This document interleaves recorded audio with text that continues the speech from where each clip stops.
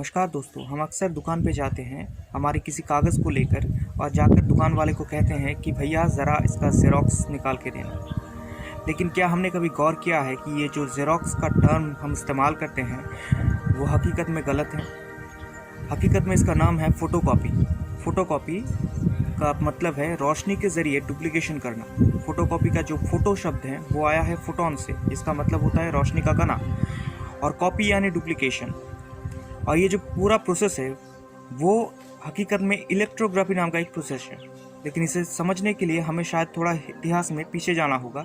ये कहानी है 1942 का, जब चेस्टर कर्लसन नाम की अमेरिका की एक वैज्ञानिक ने एक इलेक्ट्रोग्राफी ढूंढ निकाला जिसके ज़रिए रोशनी की मदद से किसी भी कागज़ का डुप्लीकेशन किया जा सकता है। इससे पहले जो गवर्नमेंट ऑफिसेस थे या अलग अलग जगहों पे लोग डुप्लीकेट करने के लिए कार्बन कॉपी जैसी चीज़ों का इस्तेमाल करते थे।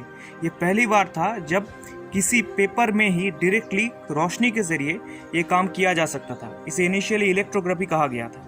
1944 बैटले मेमोरियल इंस्टीट्यूट, जो कि अमेरिका का ही एक इंस्टीट्यूट है, उन्होंने कर्लसन को अप्रोच किया और कहा कि हम इस मुद्दे पर आपकी जो ये डिस्कवरी है इसे और ज़्यादा डेवलप करना चाहते हैं। इसके बाद 1947 में जो हैलोइड कॉरपोरेशन है न्यूयॉर्क के, एक छोटा सा फोटोकॉपी बनाने वाला कॉरपोरेशन, उन्होंने बैटले को अप्रोच किया और कहा कि आप हमें लाइसेंस दें ताकि हम इस फोटोकॉपी को बिजनेस के हिसाब से इस्तेमाल कर सकें। इसके बाद हैलोइड ने और कर्लसन ने मिलकर काम करना शुरू किया। लेकिन कुछ दिनों बाद उन्हें एहसास हुआ ये जो टर्म है इलेक्ट्रोग्राफी, ये थोड़ा कॉम्प्लिकेटेड टर्म है। तो उन्होंने ओहियो स्टेट का एक प्रोफेसर हैं, वही स्टेट यूनिवर्सिटी का, उन्हें अप्रोच किया और उनसे पूछा कि क्या इसका कोई विकल्प रास्ता निकाला जा सकता है। तो बहुत सोचने के बाद उन्होंने एक अलग प्रोसेस का मतलब उस इलेक्ट्रोग्राफी का एक डुप्लीकेट नाम या एक अलग नाम, ऑल्टरनेटिव नाम सोचने में कामयाब हुए। इसका नाम था ज़ेरोग्राफी। ज़ेरोग्राफी शब्द आया है ज़ेरोस से, जिसका मतलब होता है सूखा या ड्राई, और ग्राफी शब्द है ग्रीक ग्राफिया से, जिसका मतलब है लिखना या राइटिंग। तो ड्राई शब्द का इस्तेमाल क्यों किया जाता है? क्योंकि ज़ेरॉक्स के जो मशीन्स होते हैं, जो फोटोकॉपी के मशीन होते हैं, उनमें किसी तरह का लिक्विड का इस्तेमाल नहीं होता है, और इसी वजह से इसे कहा गया ज़ेरोग्राफी। हैलोइड कॉरपोरेशन ने खुद की नाम को बदल दिया और खुद को ज़ेरॉक्स कॉरपोरेशन का नाम दिया, और इसी के चलते हुए उन्होंने 1949 में ज़ेरॉक्स का पहला बिजनेस मॉडल लॉन्च किया, जो कि एक बहुत बड़ी हिट रही। अब क्योंकि हकीकत में ये तो एक फ़ोटोकॉपी था, लेकिन लोगों को ये इतना पसंद आना शुरू हुआ कि उन्होंने इस फोटोकॉपी को ज़ेरॉक्स ही कहना शुरू कर दिया।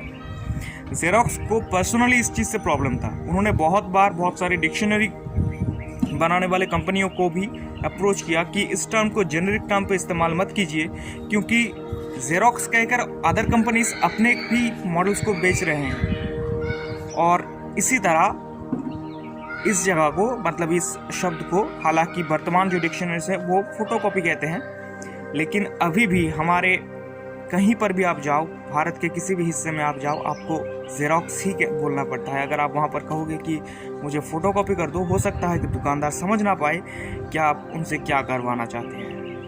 तो ये थी आज के हमारे टेक टॉक्स। उम्मीद करता हूँ कि आपको ये पसंद आया हो। अगर पसंद आया है तो डेफिनेटली इसे लाइक कीजिए। साथ ही साथ आप मुझे कमेंट सेक्शन पे बताइए कि ऐसे और कौन कौन से टर्म हैं जो आपको लगता है कि कंपनी के नाम से ही हम उसे पहचानते हैं। एक 2-3 एग्जाम्पल मैं आपको दे देता हूँ। जैसे टूथपेस्ट, हम इसे कोलगेट के नाम से जानते हैं, या फिर सर्च इंजन पे, इंटरनेट पे कुछ सर्च करना, हम उसे गूगल करो कहते हैं। और या फिर और भी हम इस्तेमाल कर सकते हैं, जैसे हम इंजन ऑयल को मोबिल के नाम से जानते हैं। तो इसी तरह आपको अगर इसी तरह की कोई चीज़ के बारे में पता है जो उसकी कंपनी के नाम से जानता है, उसे मैन्युफैक्चर करने वाली कंपनी के नाम से जानता है, तो वो मुझे डेफिनेटली कमेंट बॉक्स में बताइए। साथ ही साथ मुझे ये भी बताइए कि आपको ये सेशन कैसा लगा। अगर आप चैनल पर नए हैं तो चैनल को ज़रूर सब्सक्राइब कीजिए, ताकि फ्यूचर में इसी तरह का टिक टॉक्स आपको मिलता रहे। नमस्कार, मैं हूँ प्रतीक बैनर्जी। आज के लिए बस इतना ही। खुश रहिए, आबाद रहिए। मिलते हैं अगले टिक टॉक्स पर। तब तक के लिए जय हिंद।